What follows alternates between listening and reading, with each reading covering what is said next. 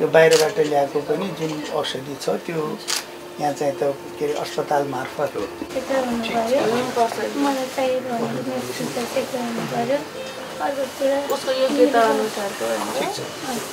अहिले पहिला उपचार गर्नु,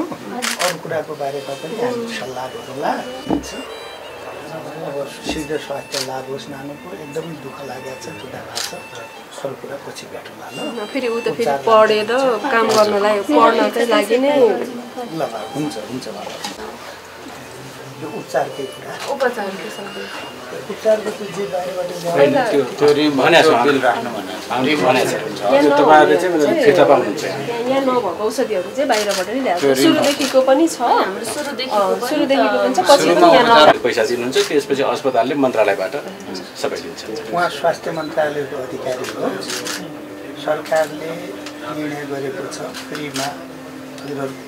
सरकारकै पैसामा उपचार गर्ने भनेर उहाँलाई पीडा भयो दुःख भयो मेरो तर्फबाट सरकारकै तर्फबाट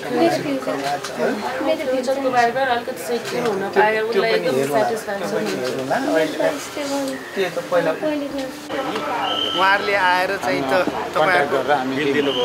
भने त्यो सबै रिफन्ड गर्छ त्यो स्वास्थ्य मन्त्रालय पठाइदिनुहोस् स्वास्थ्यले रिफन्ड गर्छ कसैले अहिले डिस्चार्ज भएर गइसक्नु भएको छ भने पनि आफैले पैसा तिरेर जानु भएको छ भने त्यो हजुरहरूले त्यही बिरामीकै लागि खर्च भयो भने त्यो रिभर्स गर्नु ल हुन्छ हैन भएर आएको हो जति पनि घाइतेहरू यहाँ आउनुभयो उहाँहरूको सरकारले उपचार गर्ने भन्ने निर्णय गरिसकेका छ सरकारको प्रतिबद्धता छ सबै घाइतेहरूले निःशुल्क उपचार प्राप्त गरे कि गरेनन् भनेर नै म हेर्न आएको हो र अहिले बाहिरबाट औषधि किन्ने कुरा आफूले खर्च गरे पनि त्यो खर्च गरेको बिल अस्पतालका मार्फत स्वास्थ्य मन्त्रालयमा जान्छ र त्यो बिल बराबरको भुक्तानी सरकारले गर्छ सूचना ढिलो भयो कि अथवा अस्पतालले चाहिँ मन्त्रालयको कसैको त्यस्तो हो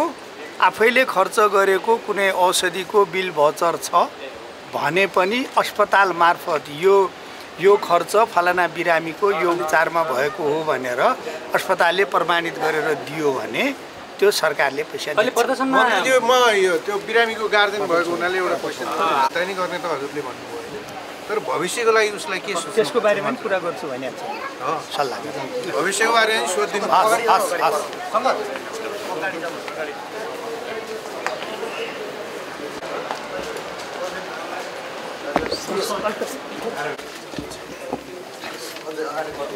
अलिकति